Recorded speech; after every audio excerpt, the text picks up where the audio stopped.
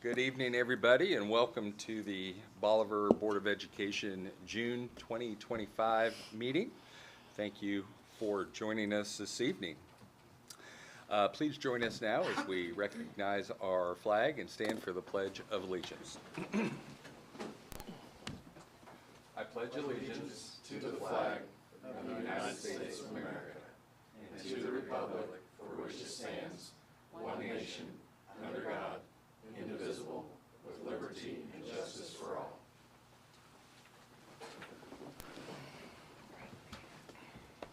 Okay. Mr. Thompson has our commendations that he is going to share with us. Yes, please join us in congratulating the following athletes for receiving academic all-state honors. Girls track, Cameron Bryan, Adeline Carroll, Lainey DeGraffenreid, Clara Harless, Novalee Hendrickson, Emma Howes, Josie Mays, Skyla Moore, Amberline Murphy, Paige Pendergraft, Heidi Roten, Isley Scowden, Anna Sainer, Sydney Waters, and Michaela Young. Boys track, Avery Wooderson, Chris Jordan, Grant Bayless, Jonah Bryant, Knox Vestal, Landon Young, Logan Roberts, Maddox Neesmith, Sam Harless, Wyatt Campbell. Boys golf, Maxwell Berry. And girls soccer, Stella Scowden and Zoe Warden. And a late addition, McKaylin Bernard is in the final 14 at National Speech and Debate out of 534 and is still going strong. Awesome. Thank you, Mr. Thompson. You're very welcome. Appreciate that. At this time, we have an individual that we would like to recognize. This will be her last board meeting in her position. Yes, we have to do this. We want to do this. Oh my goodness. I want to do, absolutely. So, Dr. Wall and I came to this district in 2008. We did. Yeah, together. with lots of other great people. Oh, we did. And Absolutely. anyhow, it's been a joy for me personally working with you for so many years in multiple capacities, and getting to know you and your family, and just the passion you have for education. It's been a blessing, and we have laughed together and we have cried together. Thank you. I hate crying at things like this, but It's okay. I hope you know just how much I've enjoyed the 17 years I've had here in the district, and it's a great place. It's a good place, and I'm excited about the next chapter. But oh my goodness, the memories I have, the friendships I've made, just the ability to have an impact here with learning and instruction has been priceless, and I appreciate it so much. All of you are delightful. Thank you. Education is truly a calling, and you're one that was called, Thank you. and we thank you. Thank you. So Yes. let's We got a come up picture. front Yes. and present flowers and get a picture. And you know, a great piece is once you're a liberator, you're always a liberator. Yes. For sure. What? I'm not gonna, like, you mean all? Come on, everybody. I'm all I tried, Dan. Terry and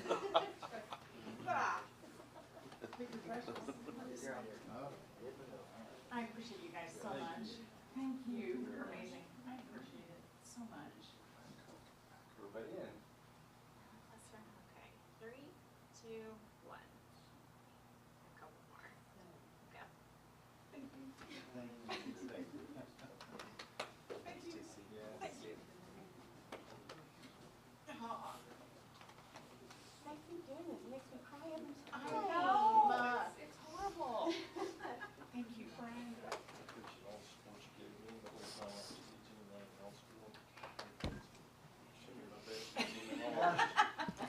We go back a long way. Yes, Oh, my goodness. Oh, thank you. I'm glad you dressed up for that.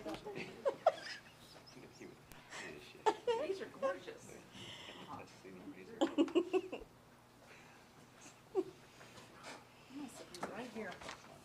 there's a second young lady that is also, tonight would have been her last board meeting with us in her official capacity, yet she has a higher calling. She does. And what's that higher calling? Yeah. Why? And who we're talking about, Miss Sheila Anderson, our board secretary. But she couldn't be here. Why? She somehow managed to arrange for her daughter to give birth What? on the morning of our board Are meeting. you I think that's her kidding way me? of avoiding having a picture taken with Yes. the board. She doesn't Okay. like Yeah, pictures, so she that's does not. yeah. She said, "Have that baby." She got a beautiful baby granddaughter for So sure. Sheila, from a distance, congratulations, Grandma, Yes. and we will celebrate with her next time we see sure her. will. Absolutely. So, anyhow, but two great people that have been with the district for many, many years. Yep. And had a Made huge us better. impact. Made us Made us better. better for sure. Oh, thank you So. so much. Okay, moving on to the consent agenda. We have multiple items in there that we can take a vote on, so we will need a motion to approve this evening's consent agenda. So moved. Thank you, Dan. Do we have a second? Second. Lynn, thank you. Any discussion on that? All in favor? Aye.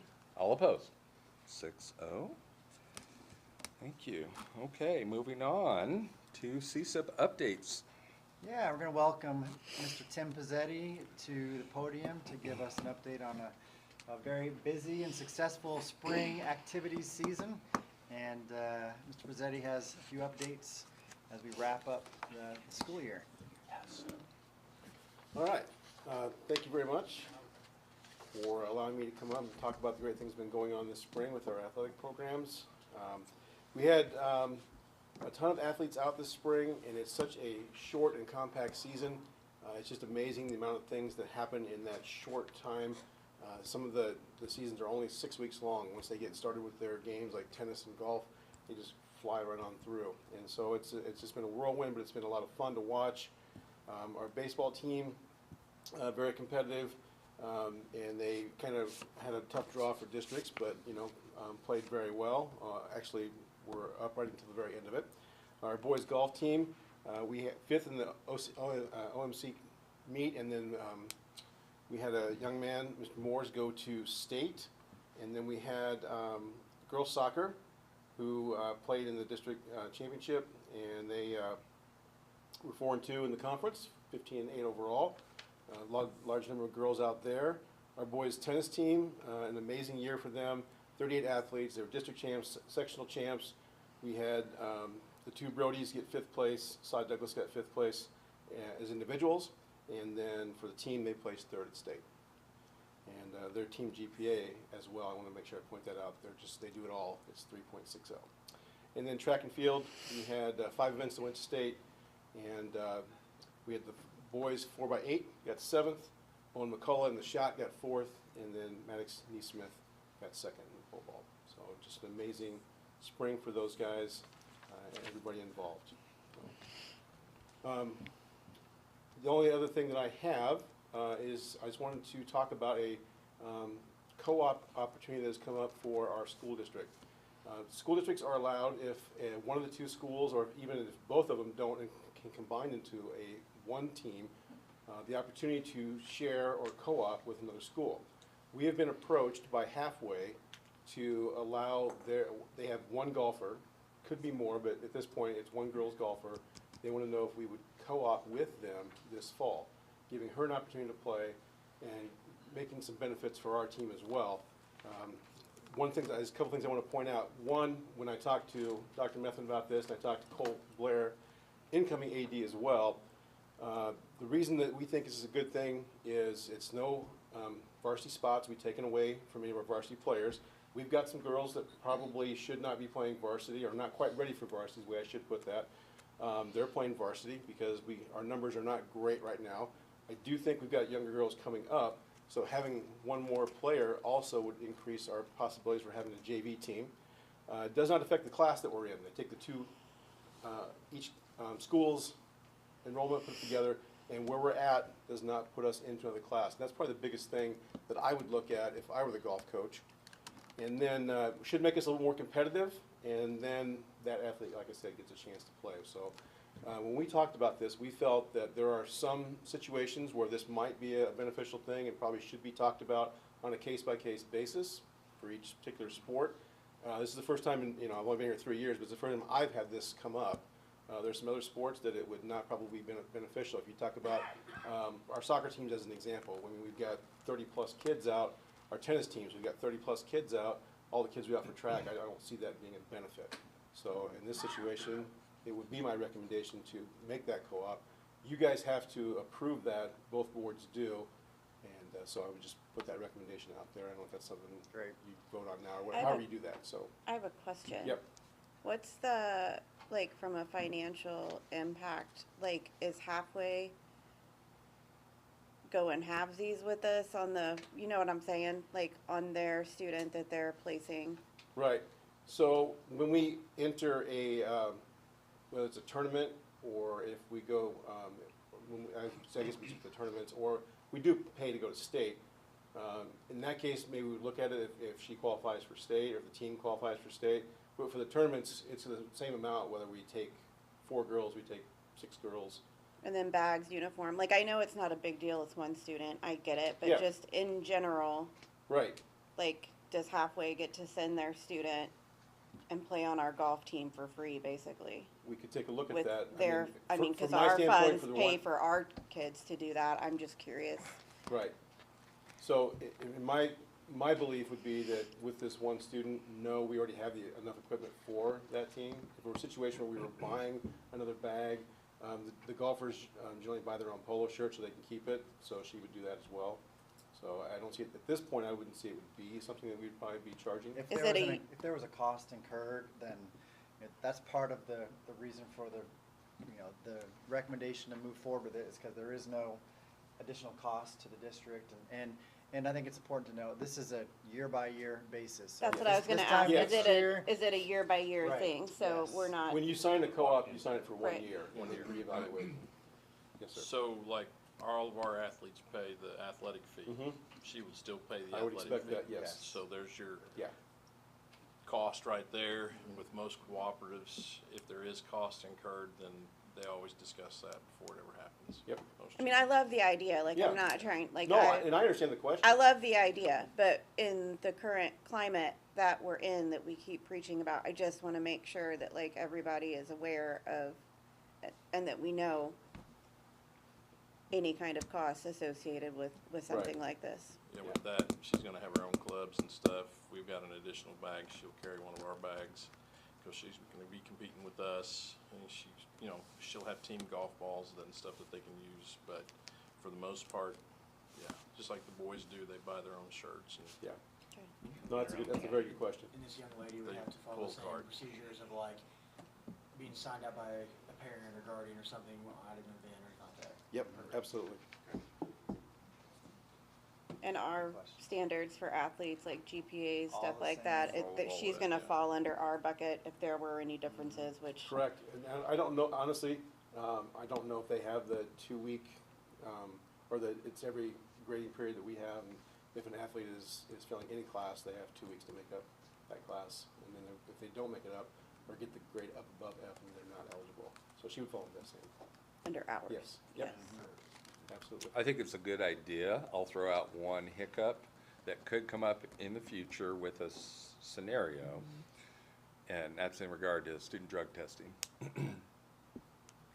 So, if we are engaged in our random drug testing, that would be very difficult to include a student from another school in a random drug test pool. I think Unless that school, I mean, with it being one person, I think if we had a discussion with their AD and Superintendent Roten and stuff about that, they could sign the same Sure. form. And if Sure. she got pulled, then Sure. she Be would, part of the pool. yeah. yeah, Yeah, yeah. we could definitely do that. Easy. Any other Any other questions on that? questions? Again, this is an isolated scenario, 1-year approval as we move forward. And so thank you for kind of laying out the Yeah. pros and Yeah. cons and as we look And at it. halfway and/or her parents or whatever would be responsible for transportation. We're not gonna send a van to go get her. Yeah, yes, great, I think it's great. great. Great. Thank Yeah. you. Mhm. Before you sit down. Yes, sir. On behalf of our school district, 3 years, fairly short tenure, but it's been fun getting to know you. Yeah. And as I've told you, the two of us, when we've chatted, few people know the hours that an activities director puts in. I mean, these people work and work and work. So thank you Yeah, thank you very for much. the tireless Yours- hours that you've put in for our district, and we wish you and your family the very best. Thank you, and I really will, I'm gonna follow the Raiders no matter what. You guys have been a great support for me and the people I have around me as well. So it's been awesome. It's been a great stop for us. It really has. Thank you, Tim. Thanks, Tim. Appreciate you, Tim. Thank you. Thank you. Thank you. We're a little out of order, but let's vote on that now. Go for it. Yeah. Okay, so we'd like to make the motion, or ask somebody to make the move. motion. Brian? Motion, yeah. I'll second. Drew on the second. Any further discussion regarding the girls golf cooperative agreement with Halfway? All in favor? Aye. All opposed? Very good. Okay, moving on to board governance. Not all of us, but some of us attended MSBA training recently, and I unfortunately was out of town and not able to attend. Is there anybody here who attended that would like to share any grand information that was gleaned? I actually thought it was great. I mean, it's a lot of good information. It's a lot of good refresher material.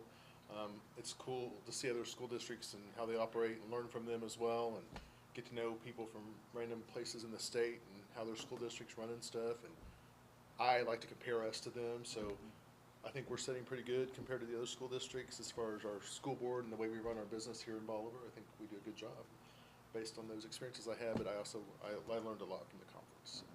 Thank you I for appreciate sharing. the opportunity. Anyone else? I was the only other ones. Yes, it was eye-opening. There was a lot of things with school law that I had forgotten when I worked on my master's and stuff, so that helped bring a lot of things back. And surprisingly enough, my favorite part was finance. I sat next to a board member from West Plains, new one, so we got to talk a little bit and see how things, and then Neosho and Ozark.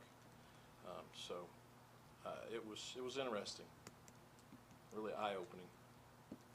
I know in the past, when I have attended our trainings, you can't help what Lynn said, I think, to kind of do a little comparison, right? Yeah. You get a feel, because when you're in the breakout sessions, you're in there with other board members from and they could be from all over the state, and you Right. get talking with them and sharing and interacting with the presenter, and you start to pick up on some things from them. And I always left thinking, it's good to be from Bolivar.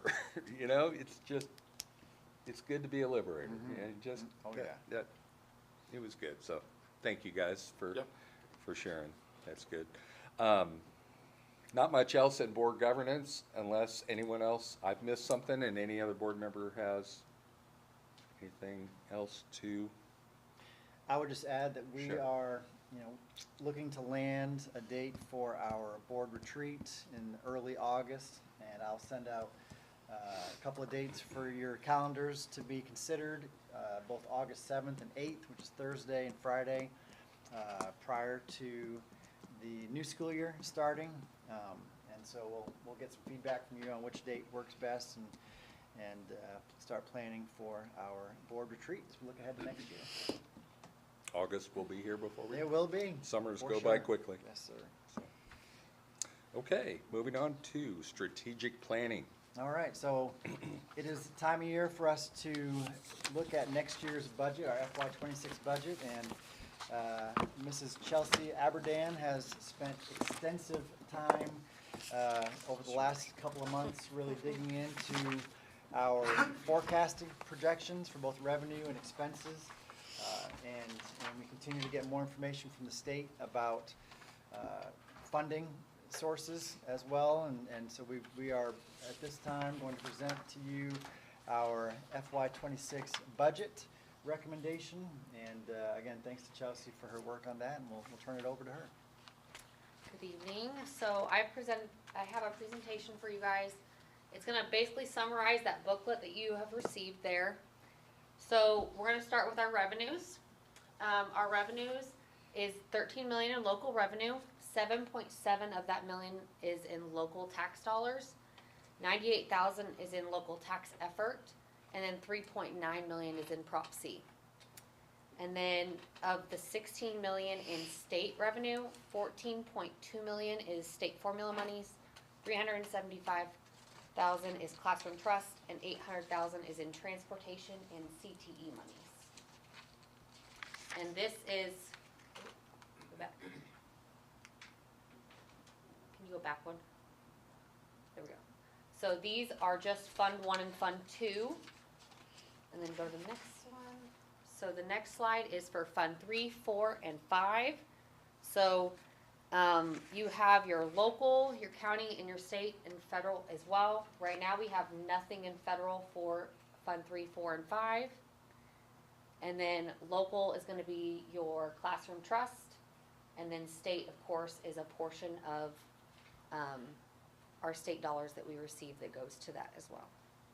Chelsea, if I might ask, what's Yeah. Fund 5? Fund 5 is our bond monies. Oh, okay. So we met about, I would say, 3 or 4 months ago, and we're trying to separate our bond monies out of Fund 4 so it's easier to tell That's great, yeah. actual dollars spent. So when it comes to the ASBR, they'll actually move that Fund 5 into Fund 4 just because of Yeah. purposes of reporting. But Fund 5 allows us to keep those bond monies separate. Yeah. So that's something that we just recently moved Okay, to. awesome. Thanks for asking that. I had the same. No, you're good. Sorry, I forgot to tell you that. So, And then, as we talked about in May, our enrollment trends, we have seen a loss of ADA of about 100 students since 21-22. We are estimating our ADA at 2355 for 25-26. That could fluctuate, but we're trying to stay around that conservative number. And then assessed valuation. So over our last 3-year average, we've had a 4.89% growth. So when we take what our assessed valuation was last year times the 4.89%, we are budgeting for the 252 million projected AV.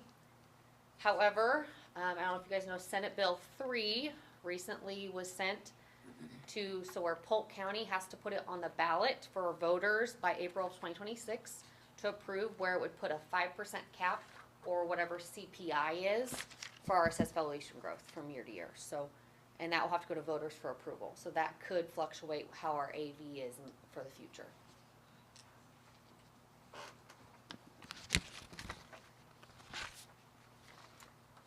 And then current trends right now, SAT as of May was 6721.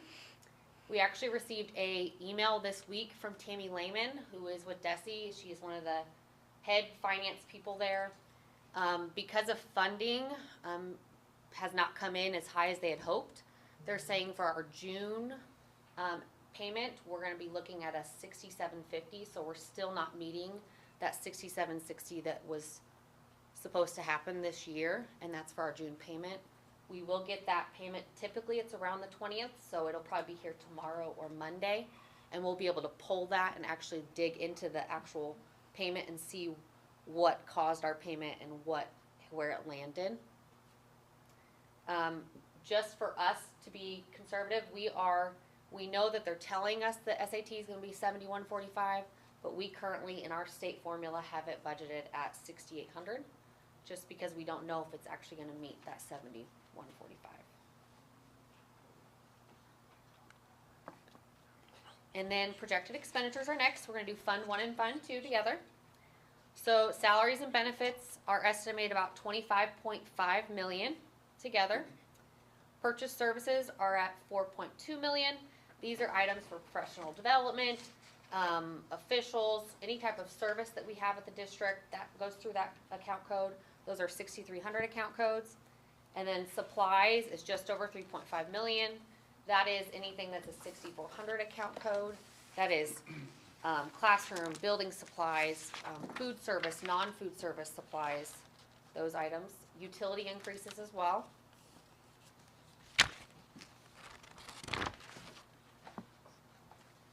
then for Fund 3, 4, and 5, we have our capital outlay and our long and short-term debt. So, capital outlay at that 9 million, included in that 9 million is 7.5 million budgeted for bond projects and the ECLC expansion. Plus, there's 1.6 million budgeted for district projects like the primary roof that we're planning to do, the high school parking lot, equipment. We even have a potential vehicle purchase in budget in there if that was something that we needed as a district. And then, of course, your long and short-term debt, that is set and given to us, and that is provided to you in your book for what our payments are for next school year. So as we look at the expenditures and the increased costs for 25-26, back in March, we approved the contribution rate to go from $535 to $550.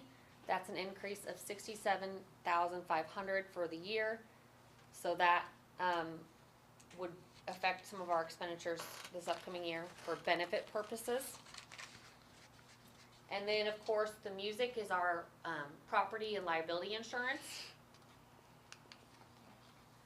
So we are just anticipating a cost increase of up to $200,000, which is a 30% increase. It may not be that high, but we're trying to budget that at least if it's up to that point, we have the money to cover it in our budget. And then the last piece is the salary recommendation for the FY 25-26 school year. So when we came to you in May, we were gonna potentially leave the base at $4,250, give everyone a step, and see what the cost was for that. That was around $333,000, I think. Well, House Bill 567 passed, which requires all minimum wage for schools included to be at $15 per hour as of January 1. We currently have 4 schedules that do not meet that requirement. That is your childcare, your food service, your custodial, and your secretary. So when Dr. Method and I met, we discussed what our options are. We even spoke with Linda at MSBA, and really it has to be $13.75 by August 1 and then $15 by January 1, but we don't want to have to make a shift in the middle of the year. That causes a lot of extra things to have to happen. So for us, since we're going to have to move everyone to the $15 base, what happens is when we move that $15 as the base for those 4 schedules, it affects the whole schedule. So when we did that, that's a 65-cent increase to a $1.35 increase depending on the schedule and where you're at on the schedule. So since we have that, what we're proposing is that individuals on those 4 schedules would get to stay on the current step that they're on, so they would not go up a step for next school year, but they would get a 65-cent to a $1.35 increase for next school year. And then on top of that, we have moving our certified schedule, $250 additional, plus steps. So our base would go from $40,250 to $40,500. We already currently meet the SB 727 requirements. However, this allows us to kind of just keep ahead of it because in 3 years we will not meet the requirement. So this kind of helps us keep up with that. And then it would also include for paraprofessionals, PAT, and then our instructional aid salary schedules. They already meet the $15 requirement, and paras actually last year had a big bump because they got moved up to the $15. So we would give them a 10-cent base increase, and then they would also get steps as well. So with these things that we are presenting to you, it's about a $554,000 increase. When you add in benefits, it's between $650,000 to $700,000 increase for next school year.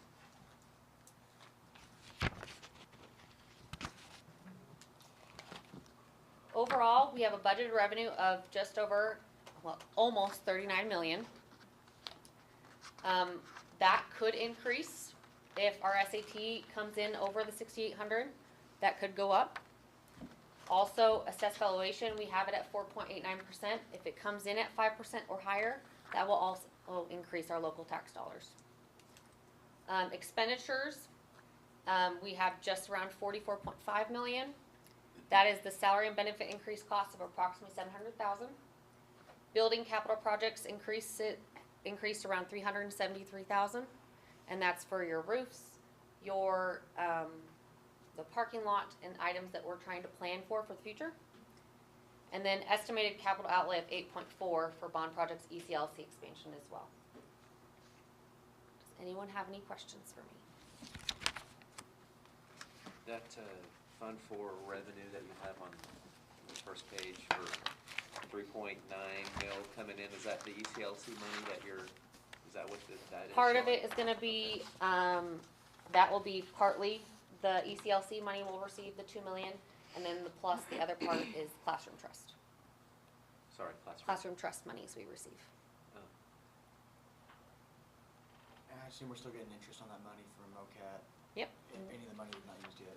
Yep, all the bond monies, we, get interest every month. We're getting anywhere from 20 to about 35,000 a month additional. Does that stay in Fund 4? Does that go to Fund 1, or is that? So that money goes to Fund 4. Right. Yep, And that beginning balance of Fund 4 is 6.6, and it ends at 6.7. That's not touching anything there with the bond, the capital projects that we have for the Liberator Park bond. no, because this does not include any Right. of that. Really, the part that kind of sways this a little bit is we already received the bond monies, we have them, they're just sitting in interest. So we're not earning those monies, we're just spending them now at this point. Yep, So that's a true balance, 6.6 right now on the Fund 4. this is an estimated, we don't have Oh. June closed out yet. Gotcha. Yep. Once June's over, we'll close out June and then we'll have actual numbers for you and be able to give it to you. On this first page, this is just an estimate based on if this is where we ended. And I do have budgeted in there to do a $900,000 Fund 4 transfer. So that brings that unrestricted balance down to 13.4 if our revenues stay exactly as they are. However, if I take out that 900,000 for the Fund 4 transfer, it brings it up to 16.2%. And we'll have those final numbers Yep. once the audit is complete in July and be able Yep. to finalize what that transfer will look like. This past year, we transferred 400,000 to Fund 4, which obviously, our goal is to get to a full 7% transfer every year, which for us would be around 1.2 million. Yep. And that money is allocated towards maintenance and upgrades and repairs that, from a facilities standpoint, that we need to be getting out in front of. But that's obviously, we're working to get close to that number as we move forward and get ourselves in a position where our budget is balanced. We're making a lot of progress. We are. And the deficit's like closer to 200,000. I mean, that's a big cut, so that was good, Yep. right? At one time, it was like almost 2 million. Yeah, it was over $2 million deficit spend. Now it's like 250,000. Projected. It's So like- now we're talking around 300,000, Yep. which obviously is good progress. And hopefully, our plan is here in another year to two that we're balanced and find ourselves in a really strong position. I know it's been a lot of hours for everyone involved in the admin team, Chelsea and you doing that, so we as a board appreciate it. Absolutely. Question. Yeah, you bet. We didn't really budget 42,000 for summer school last year, this current year, that's a typo, right? Because next year we're budgeting like 400,000. We didn't, See. 42,000 is not a real summer school number. It is not. No, not for salaries. Because and the benefits. change from this year to next year is like $400,000 in summer school budget, like that's It's gotta be a typo. not, Maybe. okay. Probably a typo that I didn't catch, so I'm sorry. No, it's okay, I was just like, why is that, it's like, what are we Big doing with change, summer yeah. school? Yeah, this year? you No. should see what we got Who planned. we got coming to speak. It's like, I know, Dan's like, I might go. Oh, so that's what we budgeted this year, but those aren't actual numbers, because this year is not done yet. So that's going to be significantly higher. Year-to-date actuals. Yep. Right, gotcha. Huh? So those are year-to-date actuals for summer school, which we haven't paid out for summer school. We haven't paid out salaries, that will be the biggest piece, and that gets paid out in July. So Those that are processed 24-25 next week. budget doesn't reflect your salaries. So that's materials and supplies. That's materials and supplies. Yeah. Okay. That makes sense. So that column is year-to-date actuals, correct? Is it- Not year-to-date budgeted, not budgeted. Well, let's just speak The to that. budget is the first column, and the second column where it says 24, 25, so where it's the. Am I on the right page? Budget is 451, but they've only spent 42, Uh-huh. so that'll be closer to that 451 once they pay out. Once they pay everybody for summer school, Yeah. which is in July. Are you on, Budgeted includes actuals. So it looks like for budgeted for 24, 25, I'll look at that number, that may be a typo. Okay.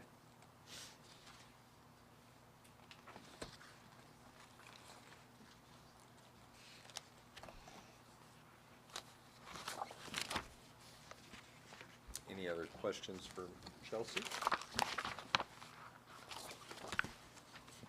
Thank you, Chelsea. Thank you, Chelsea. Appreciate it. Thank you. Moving on to academics. Yeah, Oh, go ahead, go ahead. yeah, go ahead. Other student activities, what was that and why is it going to be 0? Revenues or expenditures? It's an expenditure. And so like for 24, 25, we had budgeted $500,000 and for So- next year we have 0. So 1491 are activity accounts, we can't budget for them, Okay, so that's why that's 0, because Okay. that fluctuates from year to year. okay. Okay, Okay? okay.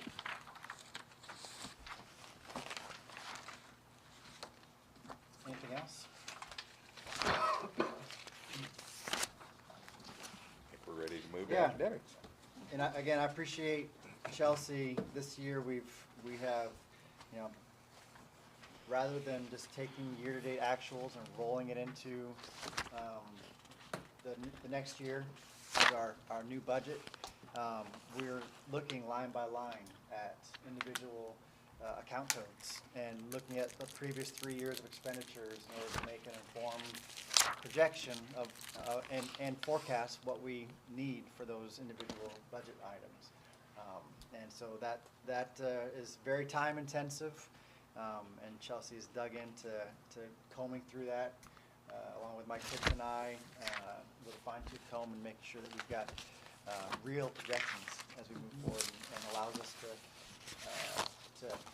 forecast more accurately and make sure that we're maximizing the resources that we have as we move forward. So thanks for digging into that work.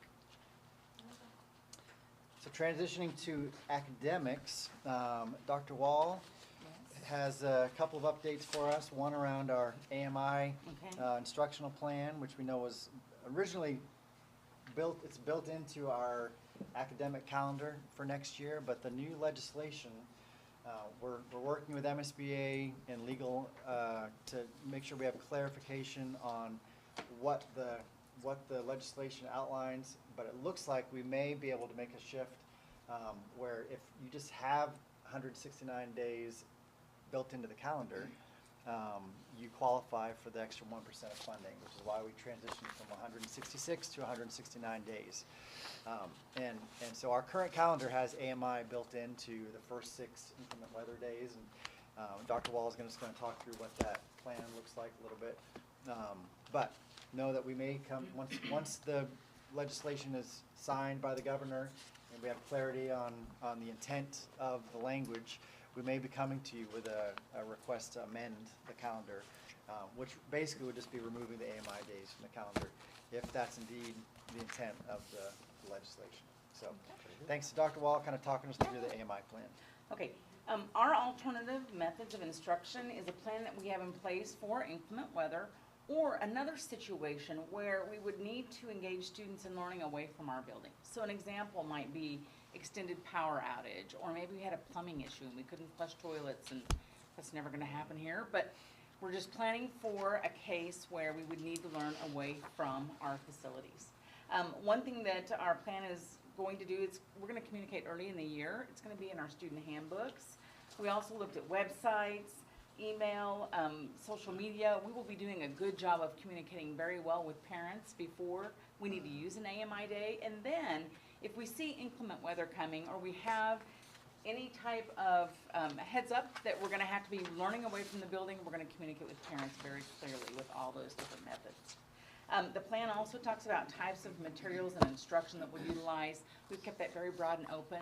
It might be Chromebooks, it might be textbooks, it might be a packet that teacher has sent home. So we really, looking at a wide range of students and their ages, wanted to make sure that we were meeting all their needs. So that's also included in the plan. We talk about how we're gonna capture attendance, and really that's gonna be just homework completion. When they come back, they'll turn those assignments in. And then methods of instruction, there's gonna be lots of different ways that we will utilize instruction. It might be virtual, it might be an assigned reading, a piece of literature that students study away from school, independent practice. So keeping it broad so we're not pinning ourselves in. And then how will students access teacher support? So how will they communicate with teachers when they're on an AMI day and they need to visit? And we know that Canvas and Parent Square are gonna be pretty big in allowing students to make contact with teachers when they have questions about assignments. So it's a broad plan, but we feel like it's something that would meet kindergarten all the way through 12th grade if we need to learn away from our facilities. What Great. questions can I answer about the plan? Did you jinx us by saying that that will never happen here? That's never- Did I? Yeah, can you? Don't say that. I've been here a long time and we've never had a plumbing issue. Remember that day TC said it would never I happen? know, I'm sorry. I definitely heard that. We are hopeful, this is never gonna Yeah. happen. Because ideally, we wanna be here with students. We wanna Yes. be serving them in person, that's the best case scenario. So this is just a backup plan if we need to engage them Great. with learning not here. That's great. Thank you. You're welcome. Anything else on that? We'll come back to Dr. Walhy in a moment. Ask Dr. Garber to step to the podium, and as we look ahead to next year's handbooks, just an informational item to give you an update on a few handbook revisions for the student handbooks as we look ahead to the 25-26 school year. Yeah. Okay, so I think, I just wanted to provide a quick update on where we are in the process. You should have had a link earlier shared with you that had a folder that you can access the draft versions of all the handbooks. In there, it also has highlights of all the proposed changes or a table that kind of outlines what the changes are, so you can look at that. In your packet there, what I did include for you is a one-page summary of all the proposed changes. So it's outlined by building, and then gives a short statement on what the proposed changes are, and then references page numbers as well. So that is in your packet that you guys should have there. So if you just kind of look through that, really it kind of falls into two broad categories. Either they're academic updates, so maybe for example, if we've adopted and are implementing a new curriculum, all that wording's been changed and updated in there, things like that. But then really the bulk of it is obviously building procedures. So any new or updated guidelines for students, and there is a variety of topics in there. So that's kind of outlined in there as well. And you can refer to page numbers with that if you would like some more specific information. The second document there in your packet, if you'll look, has some paragraphs that will be in all the handbooks across the district. And so the first one to look at there does come from Senate Bill 68, and we are just preparing for that. We believe that the governor will go ahead and sign that, so that's why we've created this wording to put in all of our handbooks. But essentially, what it is doing is that it bans the use of student cell phones throughout the school day. So this does already align with our practice K-8 and what we're doing. It would be a little bit of adjustment at the high school. Students have not been allowed to use them during class time, but they have been allowed to use them during passing periods and lunch. So this new law is bell to bell. So it is from tardy bell to dismissal bell. They are not to have them out and using them at all. Now, if you see, and you can see in the wording there too that we've included, there are a few specific examples where they can use them. So if it's for a documented medical need or something like that, those exceptions can be made. But just general cell phone use throughout the school day will be state law that it's banned. So we have that prepared. That will go in all the handbooks and have that ready to go in August. And we'll also work on some specific district messaging that goes out to students and parents as well, highlighting that change. And again, it is because of that that state law. So, also, and that's not on the version you have, but I did put it in this afternoon, and it will go in the handbooks. It does align already with board policy JGR1. So we already have that in place. Again, that's JGR1, and it aligns with that. It's about student discipline, and so we already have everything aligned with board policy as well. So that's one of them. I have a question. Yes. Are we doing anything additional to help support the teachers in implementing this cell phone policy? Meaning, I don't know what I mean by that. I'm just curious because I know it's an issue. Like, I know it's hard. I know it takes up time, and I know it's exhausting. So, what can we do to help the teachers when they're trying to enforce the no cell phones in their classrooms?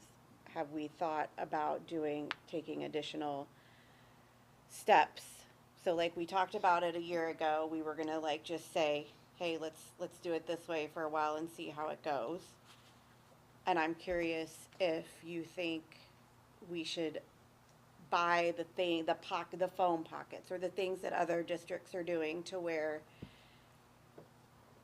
students aren't sneaking them in their pockets and pulling them out, during class, and then it's causing, the teachers like, do I address it now, and disrupt the class even more, or do I let this kid just make his own way through life and he's choosing to, I feel like there are other things that we can do besides messaging that will help the teachers not have to go down that path in their classrooms, maybe. I don't know.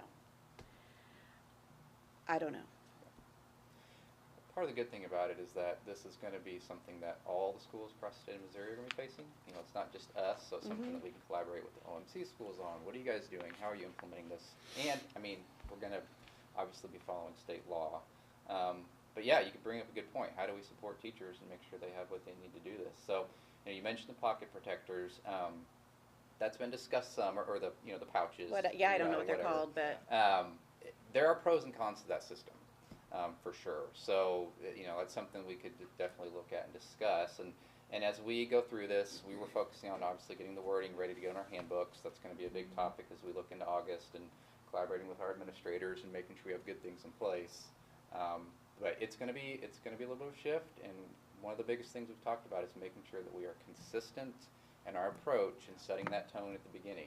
And it's a team effort, and if it's not consistent and we're not all on the same page, then that obviously creates issues in and of itself. So. because I have a kid that I'm referencing in my brain that I know plays games. I see it pop up on my Apple Pay. Yeah. Like, it's just a tough battle. I get it. Yeah. Are discipline guidelines going to be altered also?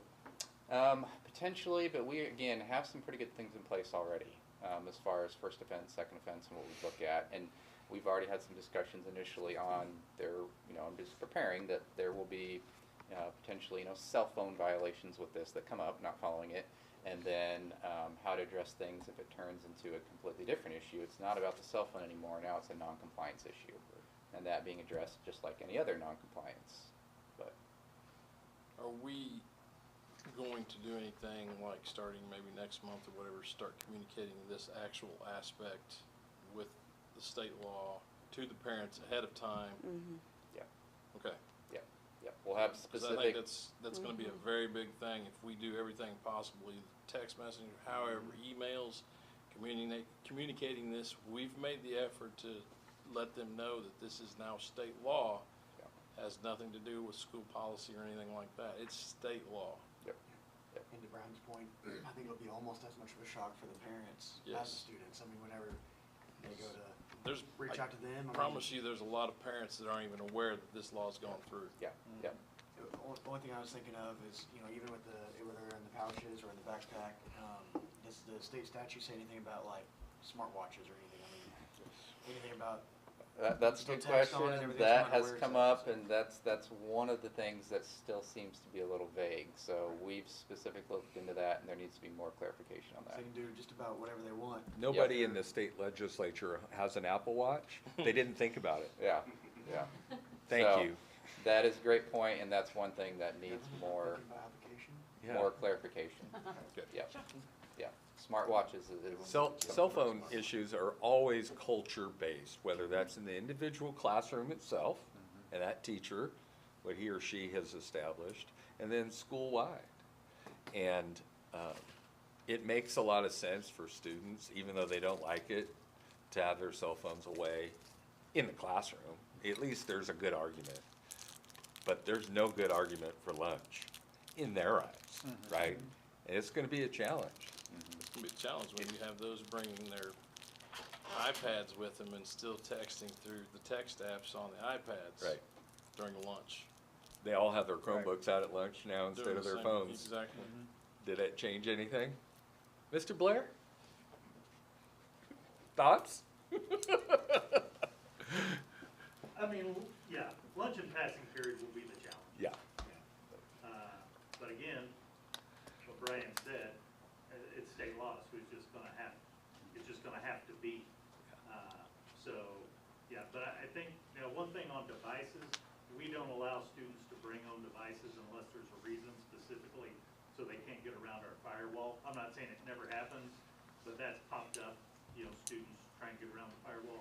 So we don't allow their own devices during the school day unless, again, there's a few valid reasons for that, so that'll help that somewhat, but. That covers that, yeah. And all that is outlined in policy JGR1.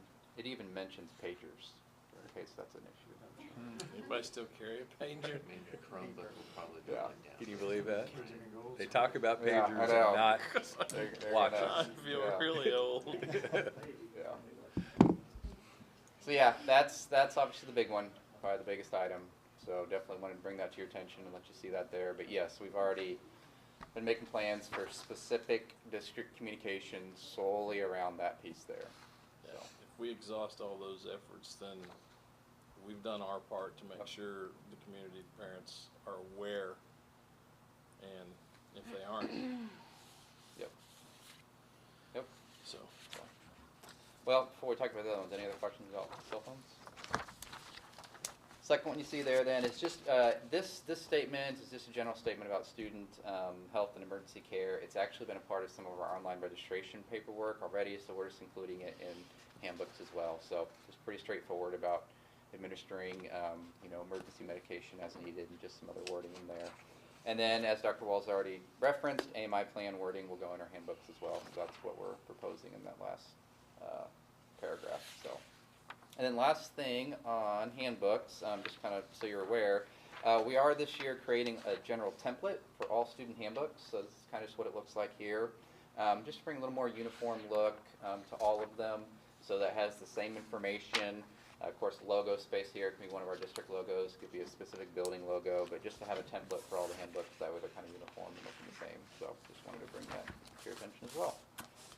And then one other thing I wanted to mention, kind of connected to this, but just some of the focuses that we've had. So just as we as a district continue to focus on fostering and supporting safe and positive learning environments, we are going to be forming an advisory council for next school year. So that council will consist of some administrators, teachers, parents, and really the goal is just to collaboratively come together and share updates, gather feedback about a variety of issues. So bullying, bus behaviors, classroom disruptions, and just again coming together as a team. It's something that we all have a vested interest in, and just making sure we're providing that safe and positive environment. That way we can help support student learning. So the plan is to meet quarterly. We will have our first meeting early in the school year, early in first quarter, and then we'll get kind of some of that going and the logistics set up for that in August. But just wanted to mention that to you guys as well. Any questions about the advisory council or anything else handbook related? Will bus staff be included in that advisory council for the Most likely, yes. Russ has already been involved in some things, but we'll make sure that's a component, especially when we're talking about bus behaviors. Yeah. Yep. Great. Thank you, Tim, for those updates, and obviously the again, informational items specific to the handbook, and a few changes thanks to our state legislators.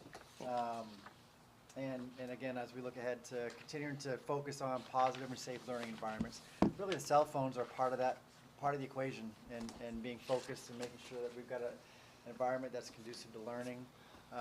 But also look forward to forming this advisory team to give us some feedback and help come up with solutions as we continue to work to get better at what we do and to improve every year. So thanks to Dr. Garber and Dr. Wall as they've worked, put a lot of hours in transitioning and helping to make that a smooth transition as Dr. Garber steps into the Assistant Superintendent of Academics role on July 1.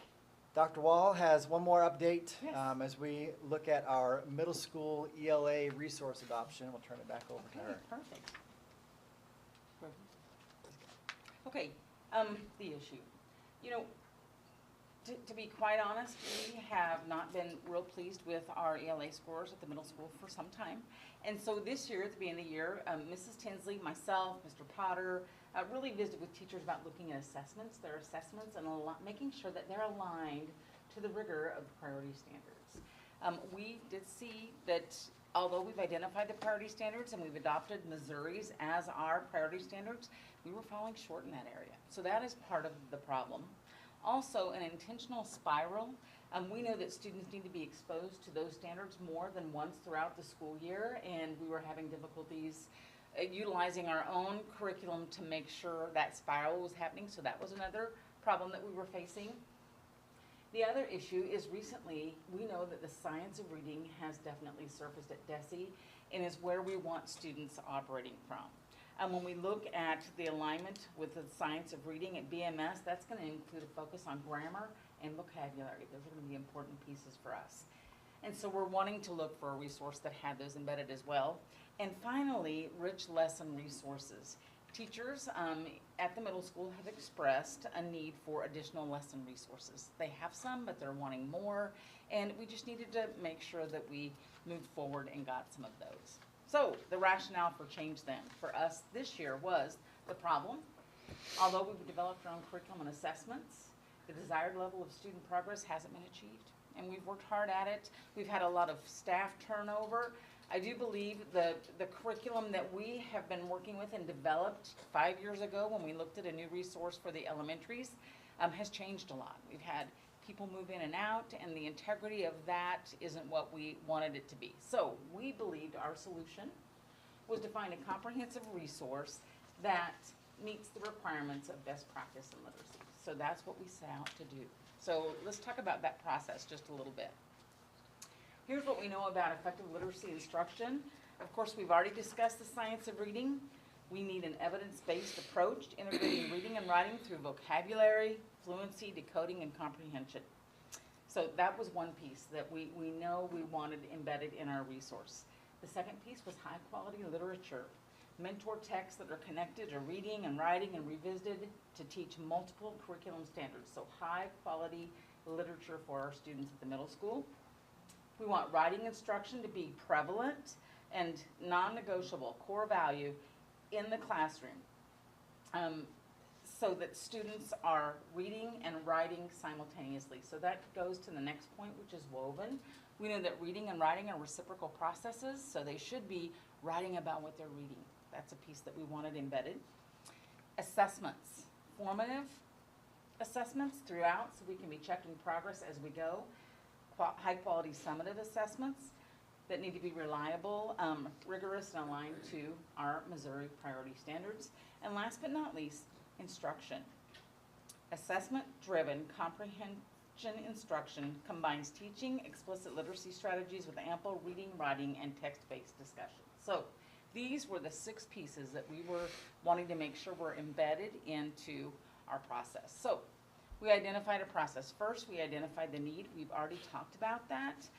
We knew that our student learning outcomes weren't what we wanted them to be. And we also had the other indicators. We needed rich resources. We wanted to make sure that, let's go back to this, that it was aligned with the science of reading and that it had that intentional spiral. So that was the need for the product, for us to look for a resource. We initiated a research team that included Mrs. Tinsley, myself. Mr. Potter was a big part of that process. Dr. Campbell has been included in some of the dialogue as we've looked for new resources. We collaborated with Southwest Missouri schools, so really looked at conference schools, other schools that were in Southwest Missouri, the materials they were using. We use Ed Reports.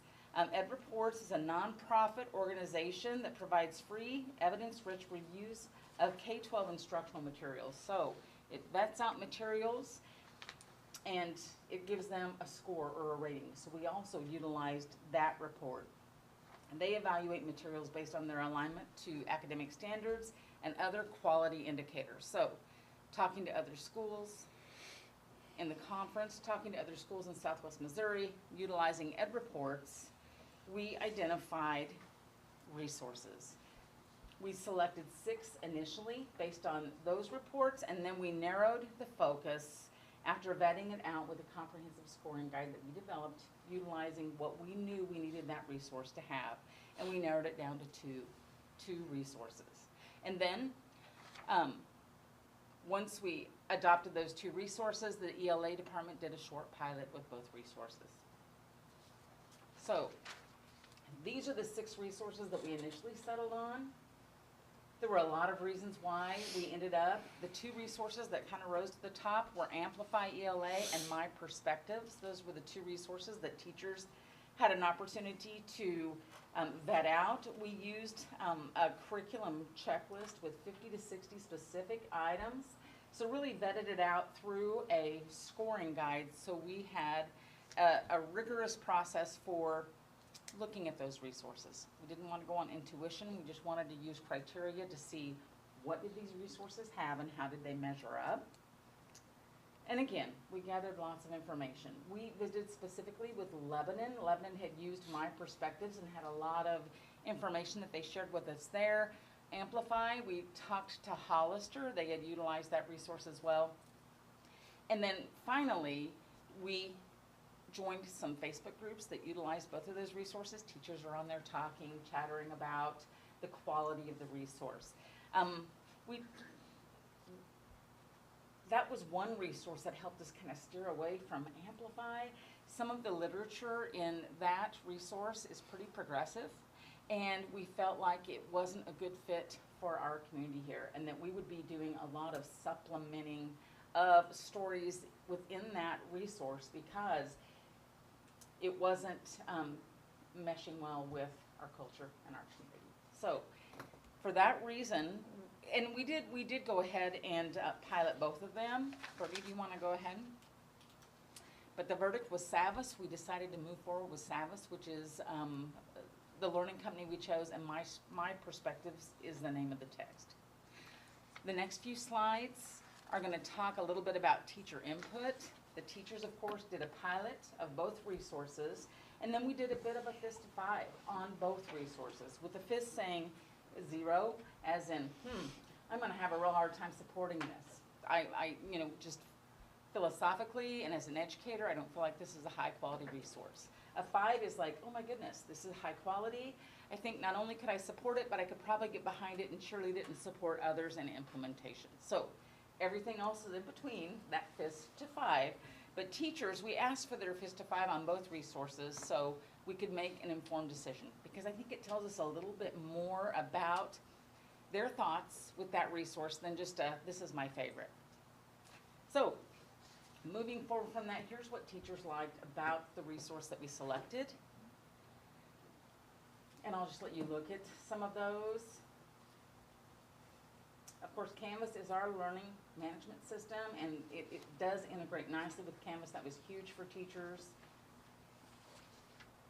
There's a lot of data collection and great feedback tools included in that resource. So a lot of positives they saw. Here are some quotes from teachers. they thought it felt like a true resource. They're indicating that resources are easy to access and that they have a variety of resources for students, whether it's a student that needs extra time and support, or we need enrichment for students that are doing really well. They felt like it was a comprehensive piece, and they had all of those things. A lot of the teachers indicated that students tended to enjoy the product, that there's engaging videos, things that are capturing their attention. Brody? A lot of assignments, common form of assessments and check-ins are built into the lesson. Again, I talked about the videos or hooks that engage students. With this resource, we're going to be getting a text, so a hardback text will be in students' hands and in the classroom. We like that too, that they're not going to be on a Chromebook 24/7. Teachers said they felt like students had an opportunity to step away from a Chromebook, and that was a positive for them. And this might be the last slide. Really enjoyed the activities, thought there was a wide variety. Vocabulary is huge. We know that students in 612 really need to have strong vocabulary instruction, and this has it embedded. And then the grammar lessons are also embedded as well. So lots of positives with this resource. I will tell you, you know, they rated them from, like, again, a fist to 5. The resource that came to the top that overall was the most popular was the Savvis resource.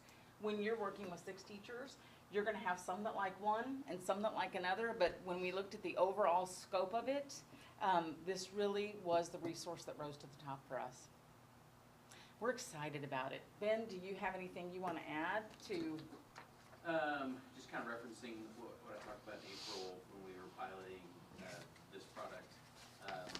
Talked to some of our teachers that got so deep into their pilots where they're using an AI tool to give students instant feedback on their writing, because that's probably one of the toughest jobs as an ELA teacher, is to give feedback on the 5-paragraph essays and things like that. That's a lot of time, it's a lot of reading, and that's a lot of feedback for our teachers.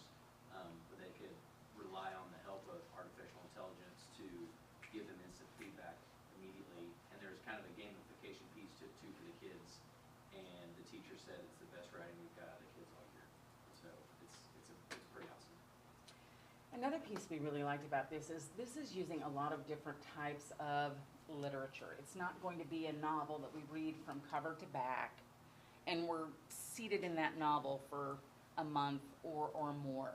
They're going to use short stories, they're going to use magazines, they're going to use periodicals. There's lots of different pieces that we're utilizing. And for most students, I think that's going to be more engaging than sticking with a novel. There are also novels that come with this that are going to be resources that are going to supplement with us. So a teacher could easily pull in a novel study, but on the daily, they're going to be working with a lot of different pieces of text, and so there's going to be a little more variety than sitting in just a novel and going all the way through that novel without other pieces incorporated. What we're looking at is the six-year adoption. Again, there's going to be textbooks. There'll be textbooks in the classroom. Each classroom's going to have 15 additional textbooks, so a student can check one out. Let's say they don't have access to they don't have digital access when they're away from us. They could check out a textbook and take that home and utilize it. And then there's also a digital component that they'll be working through as well. So, yes. What was the cost of it? 88,000, just over 88,000 for 6 years. Oh, that's not bad. No, it's For not. 6 years, like total. 6 years digital, and then the hardback textbook. So there's an anthology that they're gonna have, and they'll be working out of that as well. So, and we didn't buy an anthology for every student. We bought one to have in the classroom with 15 to check out because it was more cost effective to do that. And then they'll all have digital access, which is the same thing, it's just in digital format. How long did, go ahead. Do we have PD monies built in We to help do. with this? They'll get a full day of PD August 14th, full day. And then Amy Tinsley is the instructional coach in that building. We're gonna do a train-the-trainer model with her. so she can unwrap those units before they even teach them for a full year. And there's an additional half-day training that's been scheduled for whatever topic they're wanting to utilize it for. Is there some allowance like in their PLC time also as an English group to like maybe be able to collaborate with that stuff too throughout the process, like Absolutely. extra time too? And our 2 reps from Savvis are, some of the best customer service I've ever seen. Like, they are very, very strong at communication, and if we have a question, they're on it. Like, they're fantastic. Well, and in talking to Lebanon, this was encouraging. They're seeing good results already. They're seeing teachers are engaged, the high school especially, or the middle school, I think, has jumped in more than the high school, and they're seeing a big return at the middle school level. And they were seeing some of the same things we were. Scores were stagnant. We knew that we had great teachers in pocket. Let's get materials and resources. They're gonna help them to find success. And we believe this is the best product that we looked at. Again, Ed Reports, I know you're probably not familiar with that, but they rate every one of these resources. And they really look at rigor, academics, alignment to standards. It's all the academic richness that we want in a resource. We didn't even look at a resource that didn't meet criteria. So they're gonna give you a green across the board if it's meeting it. So know that all 6 of them that we looked at were high-quality resources. Roughly, how long did we pilot each one, Amplify and Savvis, to get the data that we needed? At least a week for each product. Okay. It was in April, so we're getting close to Map prep testing, time. yeah. But, yeah, the shortest was a week, some a week and a half. And that's a good length of time, I Yep. think, as Yeah, well. they got a good taste for, Yep. for what it's like. Very good. We would have loved more time, to be honest with you, but we're feeling some urgency. We really want to get a resource in pocket, and they're ready. They're ready to. I'd commend you for taking culture into account. Doesn't mean our culture is better than another's. It's just, it's reality. Culture's reality. It is. And that's something to look at. The second thing, I know when I hear AI, sometimes you start to get a little nervous, you know, but AI is not going away. We need to use it for our benefit. And I know teachers, you know, and those of us who are a little aged, you know, here's old school teaching. You're in school, you answer 10 questions, you turn it in. The next day, the teacher gives it back to you, -4D, and that was your feedback. Anybody old enough to remember that feedback? Well, what do we know? Educators, what do we know about feedback? The timeliness of the feedback and the quality of the feedback are essential. And there's where AI, as Mr. Potter said, can give, and language arts folks, I mean, come on, read, grade, and trying to explain to your student what it is that, recommendations to help them, right? That's so time consuming. And so what a positive use of AI, because the student receives it quickly, and it's hopefully quality, and explains, not just you got it wrong.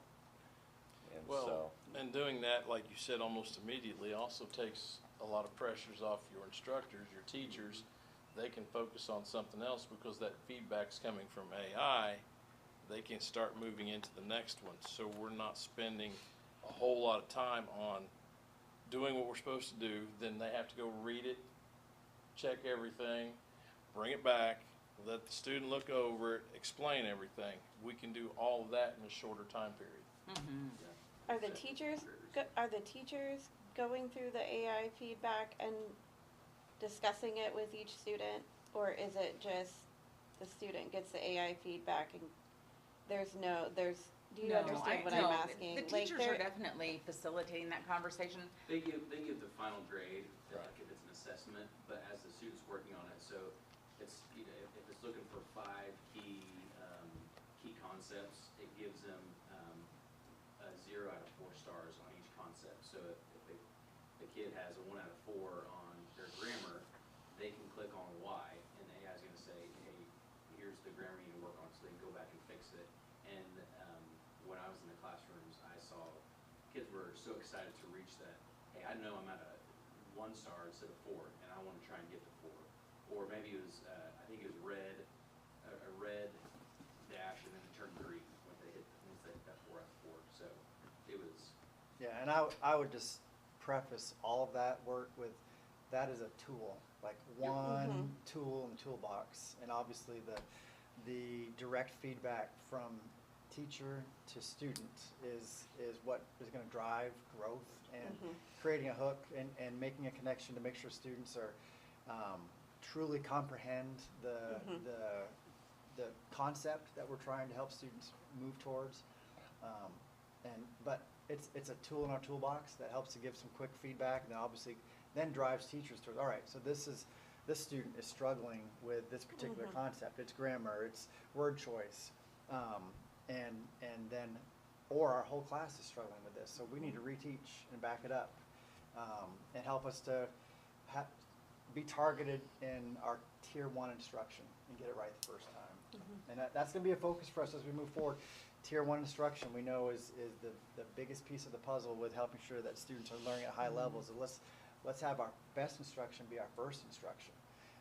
And that's why, again, I appreciate the BMS team digging into making sure that we have the right resource in place. Because if you don't have the framework is not strong and isn't focused on the standards that students need to be learning, then it's an uphill battle. And we're gonna develop a cycle of looking at our curriculum, whether ELA, math, science, social studies, by grade level, and reviewing it on an ongoing basis.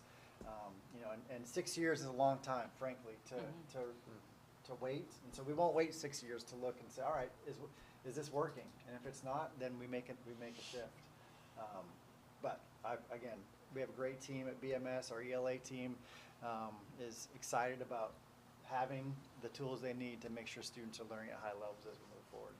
I appreciate the explanation of the AI tool, because AI can be concerning, but it sounds like like a peer edit, but at a higher level, because it's a tool that's going to peer edit for them as they're going. So I like the feedback about it. It's not like what I perceived AI to be exactly. I like that about it. And I like the mention of the gamification aspect, because every kid plays something on somebody's phone, tablet, Xbox, Not next year. PlayStation. Not at school, but when they're not here, in the building. But this gives them that aspect as well, and we all know how kids like to play games and stuff. So if they can play a game and learn from it at the same time, Yeah, absolutely. that's a huge plus. Our challenge is how do we find the hook that gets students excited Speaking their about language. the content. Yes, It's 100%. it's looking at speaking their language. Right. You bet. I was like Mr. Owens, I appreciate the committee looking at the culture and values of this community and everything to make sure it aligns. And on the subject of AI, for somebody that does not understand much of it, but is there a way we can make sure that kids, when they are supposed to write something, that they aren't typing something in, AI spits out an essay, they can write that down? Again, I'm ignorant when that comes to that, but is there a way we can verify that's not going on? Yeah, so that's, part of like using Google Docs, for example, as a platform for capturing your writing is obviously if you paste in an entire paragraph of text and versus it being entered in word for word, there's a red flag, right? That this is not your work, and that this will be ongoing evolution of how we make sure that we use it in a way that helps students to think for themselves. But yes, there's already tools in place that can help to alleviate some of that. There's websites that our language teachers use for plagiarism. They can plug in and have the website instantly tell them, how much of this is plagiarized. But moving on to AI, that's different than true plagiarism, just copy and pasting from somebody else's work. Yeah. So it's going to be ongoing. Well, and part of it, I think, is learning how to give an assignment that a student can't write a prompt into AI for and get an answer. So it's how are they crafting that assignment stem to where they're gonna have to do the thinking, and they may be able to use AI for part of it, but not for the thinking part of that assignment. Does that make sense? AI is here to stay. Yeah. Thank you, Dr. Wall. Appreciate it. You're welcome. Moving on to facilities and operation. All right, we're gonna give an update on some of the ongoing progress with our many projects taking place across the district, whether it's through bond initiatives or appropriations from the state. And thanks to Mr. Mike Pitts, who's stepping into that role as Executive Director of Operations officially on July 1, but has been certainly getting his hands on the steering wheel, so to speak, for the last couple of months. So we'll ask Mike to give us an update. We do have several projects happening across the district. Dr. Methvin went out today and took a bunch of pictures, so I'm happy to take you on a very brief virtual tour. And Brody, thank you for doing a good job for Braden tonight. You're just a rock star back there on the slides. Thank you for that. First up, we have the Ag building, and this is progressing well. The slab is down, the walls are up, and I don't think the roof is on yet. And another thing that's happening in concert with this is that we are reskinning the old Ag building, and that is happening next week. And thank you to Mr. Blair for being very cooperative as all those challenges of a project are happening. So that is the Ag building, and we are still targeting a completion date of December 2025 for this project. Next is BIS improvements, and despite the recent rainfall, all of the substantial completion dates are still intact.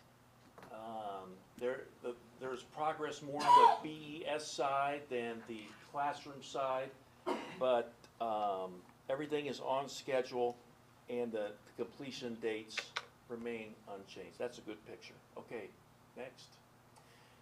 We have updates on the playground. This is the BPS playground. The last couple of days we have removed the old equipment, making way for the new equipment. Which you And don't see there because it's not installed yet. Not yet, right? That's going to go the 25th. And Doctors Tennyson and Campbell, again, have been very cooperative on when we could get in there and remove that old equipment. But I think on the 25th, there at Primary, you'll start to see new equipment. And how exciting is new playground equipment, right? Liberator Park, we've broken ground, as you can see. And another thing that's happened is that we have gone under the track and we've made a pathway to get power out there. And that's just moving right along. And that completion date is scheduled for early October. I'm hoping October 1st we'll cross the finish line on that one. We have a couple of projects that Chelsea mentioned that are bond related. And this is the high school. We've made 6 targeted repairs to the parking lot. We are going to come back and just do the whole thing at a later date. We're in the process of making 6 targeted repairs, and then also the primary roof over the cafeteria. Yeah. You put doors on the asphalt so that we can get to those wells next time we need to, Trap correct? doors. Right. Trap Right. doors? That's what we did. Okay. Yeah. Making sure. I'll let Dr. Methvin speak to this one. He's been very involved Yeah. with the. So back to the parking lot real quick. Actually not a bond project, but that's just a capital project. We know the high school parking lot is one where you need to stay on top of with repairs, and there's several soft spots that need attention. So worked with Springfield Striping and Sealing to repair those spots. They dig down 8-10 inches, put down new gravel and asphalt, and then once those 6 spots are repaired, they will seal the entire student parking lot all the way back to the baseball and softball fields, and then the short drive by the tennis courts as well will be resealed. They'll fill all the cracks and then restripe. So our new seniors will have a blank canvas for their parking spots when they come back All in that August. artwork disappears. That's right. We'll have a blank canvas. A new era of artwork. That's right. That's right. We still have a few spots, I think, that probably have artwork from multiple years ago, so it'll be starting fresh. And then also, obviously, our high school gets a lot of traffic, and the signage has has become sun bleached and worn, so I think next week we've got a company coming in just to replace the front and back of the signage and update it with the new logo on it as well. But that'll look crisp and new as well, and get rid of the sun faded, sun bleached version of it. If you have no questions for me, I'll take a seat and let Dr. Methvin talk about E ECLC. Thank you, Mike. Thank you. Thanks, Mike. Thank you. So most of that, except for the parking lot, is bond related. This is the appropriation from the state for the E ECLC OTC partnership. Just an update on the progress there. We have, as of last month, we're at 100% completion for design and development, working with Paragon on drawing the architectural plans of the expansion, which is a 4-classroom expansion. And so put those out to bid last month, and on June 13th, this past Friday, bids were due. And this is a design, bid, build, delivery method. And so with Paragon, our architect, mapping out the exact plans for contractors to bid on, we open up those bids publicly on the 13th at 3 p.m. and then select the lowest responsible bidder based upon that delivery method. And so we had 9 different contractors that submitted bids, and we had Brandco and was our lowest bid, who actually is already on site, which probably was part of that. They're mobilized already, so there's no cost to mobilize them. But they came in at 1.577 million, and that includes also the bid alternate of 20 additional parking spaces. We know that as we continue to expand our student population over ECLC, parking has been a concern, and so that includes 20 additional parking spaces over there as well, and they came in at about $50,000 less than the next closest bidder, and so we are prepared to mobilize and have a completion date set of May 1st to have that done during the FY26 fiscal year, and then we'll draw down those funds from the state as we get reimbursed for that project. Questions? That bid, that's not a GMP, right? It's not a gross amount.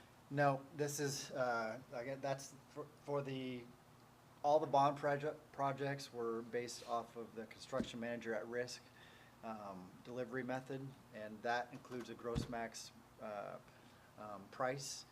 This being very straightforward with 4 classrooms onto an existing building, we went with a straight design bid build approach, and so used Paragon to develop the design for us, put those specs out to bid, and so this is a design bid build, which again with this approach, it's pretty black and white. You take the lowest bid, lowest responsible bidder as we move forward, and so.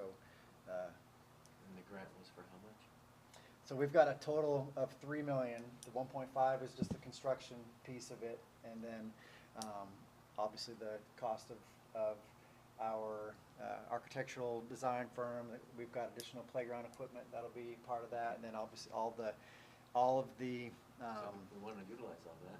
Yeah, we want to maximize as much as we can for sure, and we have a 10% match. That's part of that grant as well. So it's 90% on it. Yeah, right, exactly. Other questions on that? So we're getting close to using it with all that. Yes, we should be close, yes. We are, so at this time, we would entertain a motion to move forward accepting the construction bid from Brandco. And as we move forward with that project. So moved. Second. Okay, Lynn, thank you for the motion. Brian, I think I heard you on the second. Yeah. Any further discussion? All in favor? Aye. All opposed? Very good. Okay. And that's all we have on facilities and operations. Okay. Under review and discussion, We are asking our board members to take a look at our policy BBF. There's no recommended change from MSBA. It's more of like an internal investigation into that. So please look between now and next meeting, look over BBF if you have any suggestions or recommended changes, if you'll bring those to us at our next meeting. And MSBA does have some policy updates they are recommending, and each of you were given one that we would ask you to take a look at and bring back any feedback or recommendations at our next meeting as well. So a little homework for us to take a look at between now and then. Okay. Any questions? All right, moving on to action items. We've got a few to vote on here, so put your voting hats on, and here we go. Motion to approve amending the fiscal year 24-25 budget to reflect June 30 actuals. Drew? Second. Thank you. Dan, any discussion? All in favor? Aye. All opposed? Next, motion to approve certified schedules for the 25-26 school year. So moved. Second. I'll take Dan on that, and Lynn on the second, thank you. Any further discussion? All in favor? Aye. All opposed? Thank you. Next, motion to approve classified schedules for the 25-26 school year. So moved. Brian, thank you. A second? Second. Drew, thank you. Any further discussion? All in favor? Aye. All opposed? Thank you. Motion to approve extra duty schedules for the 25-26 school year. So moved. Brian, thank you. Second. Second, Dan. Any further discussion? All in favor? Aye. All opposed? Thank you. Motion to approve extra duty assignments for the 25-26 school year. So moved. Jill, thank you. Second. Second, Brian, thank you. Any further discussion? All in favor? Aye. All opposed? Thank you. Motion to approve the fiscal year 26 budget. So moved. Drew, thank you. Second. Second, Lynn. Further discussion? All in favor? Aye. All opposed? Thank you. Motion to approve the amended board meeting schedule for July. So it is common practice that some districts do not have a July meeting. Now, administrators, if I need to get you a tissue to hold the tears back, I know this hurts you. But Dr. Method actually brought this to our attention. I'd never heard of it before, but it's common, and we felt that it was appropriate for us to do. So They're thinking we weren't gonna come anyway. they weren't going to be here anyway, were they? Okay. So anyhow, this is a unique change for our district, and we're going to try it out and see how it goes. Yeah, I So, mean, why not? July's the slowest month in Right, terms of right. action items for the board, and it's not uncommon to suspend the July board meeting. Many other districts do it, apparently. I was unaware. Yes, many within our conference. I like in education's a unique field, unlike any other, and having July completely free for folks to make schedules, I like that concept. sure. So moved. Anyhow, Dan, in other words, Ron, stop talking. Dan and Drew on the second. All those in favor? Aye. All those opposed? Motion to approve so what we have to do is make a motion, give permission to make payments on essential bills. So, motion to approve payment of essential bills in July. So moved. Second. Was that Lynn or Drew? No. Lynn? And Brian, was that you on the Yes. second? Thank you. Any further discussion? All those in favor? Aye. 6-0. Before we adjourn, there's one more young man that won't be back again. Mr. Potter is departing to extend his professional career at our neighbor to the east. And I just wanted to take this time to wish you the best. I personally enjoyed getting to know you as a professional and as a friend, and wish you nothing but the best. And you're a great educator and have a a wonderful family, and we're gonna miss you, but we're excited for the opportunities that are before you. Thank you very much. So, It's been an honor. be blessed with your new endeavor. No July meeting. August 19th will be our next regular scheduled Board of Education meeting. So with that, motion to adjourn. So moved. Dan? Second. Ryan? All those in favor? Aye. Thank you.